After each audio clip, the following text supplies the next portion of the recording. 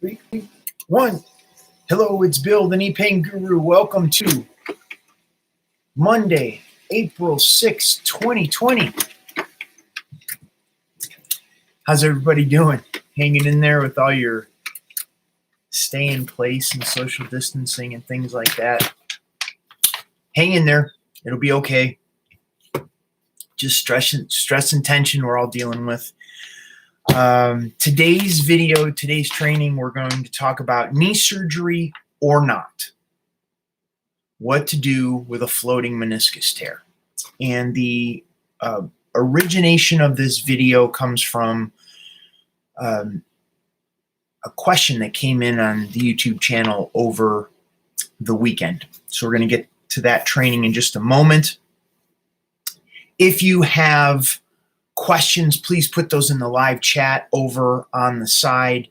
Questions about your knees, your knee pain, whatever situation you're dealing with, your diagnosis, physical therapy, exercise, blah, blah, blah, blah, blah. Whatever you got going on, please put that in the live chat over on the side. And if you're watching the replay, put those in the comments section below as I use those. I use your comments, I use your questions as topics for future videos. We do these twice a week, Mondays and Thursdays. So we will have more, gives me more to talk about. Okay. Also, give the video a thumbs up, like and subscribe to my channel, as well as turn on notifications for future videos. And here we go. Let me see the live chat. That working good. Okay, great. So the question that came in, hey, Bob, close. I have a fragmentation of a torn meniscus in the knee. Do I really need to do an operation to remove it, or can it heal on its own? And I understand there's a lot of people that want to avoid surgery. Surgery is not a fun thing. It was not a fun experience to get put unconscious and wake up and going through the anesthesia and the risk of infection and all the other things that go along with having knee surgery. However, before we can get into answering the question, it's really crucial to have all the information in the room. So, to this question, I responded, what do you mean by fragmentation? Do you mean the piece of meniscus is torn? Like, is it a torn meniscus? Or the torn meniscus broke off and now you have a floating piece in the knee? Two completely different situations. And it leads us down rabbit holes before we can understand what we're really dealing with. And that's what essentially what we are going to address today is how do we break down this situation to understand what we're dealing with. A lot of times I look at meniscus tears very much like hangnails on your fingernail. Not all meniscus tears are created equal. This gentleman, his name was Maxim, that sent the message. He needs a little bit of research to do. Like, first of all, he needs to understand, he needs to find out, and that could be found on his diagnosis, doctor's diagnosis, as to whether he's got a loose piece floating around in his knee or it's just a meniscus tear. That's our first step. Once we get that information in the room, then we can determine if there's a fragmentation piece floating around. We have one strategy for what's going on. If it's a meniscus tear, then we have more questions we need to look at. The direction of the meniscus tear, the degree of the meniscus tear, the location of the meniscus tear. And going back to the example of the hangnail, not all hangnails are created equal. Not all meniscus tears are created equal.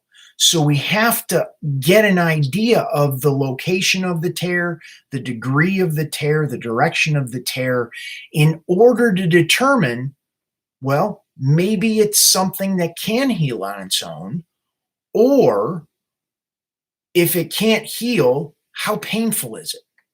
Because not all meniscus tears are painful. It's important to understand, what is the outcome we're looking for? Are you wanting an active lifestyle? You just want to take the dog for a walk? You like going for long hikes? You want to run and do marathons again? These are all different questions and information to bring into the equation to understand the strategy we want to set forth to determine, do you have knee surgery or not? Is the knee able to heal on its own or not? And many times, if someone is suffering with a meniscus tear or has a meniscus tear, the determination if you have surgery or not is how it's affecting your daily life, how it's affecting your activities. And if there's no pain, do you really want a surgery? If it's affecting your daily life, how much pain is it? How much pain are you experiencing with it? So there's layers and levels in understanding surgery or not, natural healing or not. Can I just leave it like it is or not? So is that helpful? If it is, leave your comment in the live chat. Give the video a thumbs up, like and subscribe to the Knee Pain Guru YouTube channel. That would be great. But you could see, without all of the information, without enough information in the room, we can run down some rabbit holes pretty quick and get lost in terms of understanding, well, how do we even deal with what's going on? So the more information we can gather to determine if what is torn in the knee is actually still attached, or if what is torn in the knee is not attached, and develop a strategy from there. Surgery is not the end of the world. I thought it was when that happened to me. I had 2 pieces of meniscus removed from my left knee, as well as an ACL reconstruction. They did a patella replacement, so they took part of my patella tendon, recreated the ligament that I had torn in my left knee. I thought I was pretty scared. It felt like the end of the world. I didn't know what that was going to be like. I'd never had a major surgery at that point. And in the long run, that was 22 years ago. In the long run, everything turned out okay. However, knowing what are the key moves to make and at what time to make them can be a little bit challenging, especially when we're working with the mindset, the fear, the frustration, the anticipation, or not knowing the unknown of what's dealing with. And when you're dealing with knee pain and you're adding on the compounding the concept of this, this pandemic and stay at home and at home for an indefinite period of time, it really kind of compounds the issue. So hopefully this clarified things a little bit for you. Your next action steps, if you're discovering me on YouTube for the first time, you can head over to thekneepainguru.com and get on my newsletter list. I will drop a link here as far as that goes. So that is something you can do right now. Get on my newsletter list. And it's all about changing your mindset in terms of understanding how to deal with the knees. So you can do the newsletter. If you came here as a result of my newsletter, you can sign up for my program called Knee Club. Or if you're discovering me on YouTube, you can go straight and join Knee Club. That is certainly an option. That is a program where we work twice a week in a group conference call, and I give you specific videos based on where your knee hurts to work with for homework to give you relief right now.